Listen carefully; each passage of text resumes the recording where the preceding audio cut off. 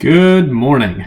So I really like doing restaurant food challenges and wanted to check out Iguana's Burrito-zilla when I was in San Jose recently.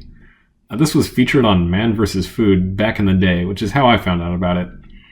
Since I don't travel too much, I wanted to take advantage of it while I was in town. The challenge is to eat one of their 5-pound Burrito-zilla burritos in one sitting.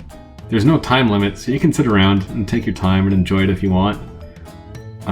Personally, I really like eating fast, so I just wanted to see how quickly I could get through it.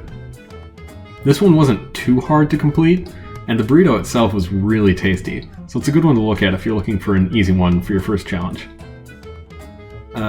They let you choose your meat and beans inside, and I went with ground beef and black beans, thinking that it would be really easy to eat those quickly. And it was easy to eat, but as you can see, it was also really messy. In retrospect, the chicken might have been a better choice, probably a little bit less messy. So if you're able to complete it, they give you a free t-shirt, which is pretty cool. Unlike a lot of food challenges around though, they still charge you for your meal, even if you were able to complete their challenge. It's $25, which isn't too bad considering how much food you get, but might be something to keep in mind.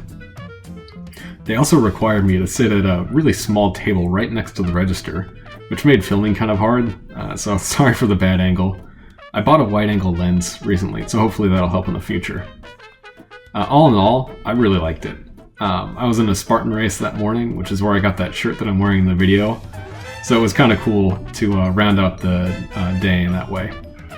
So yeah, I hope you guys enjoy the rest of the video.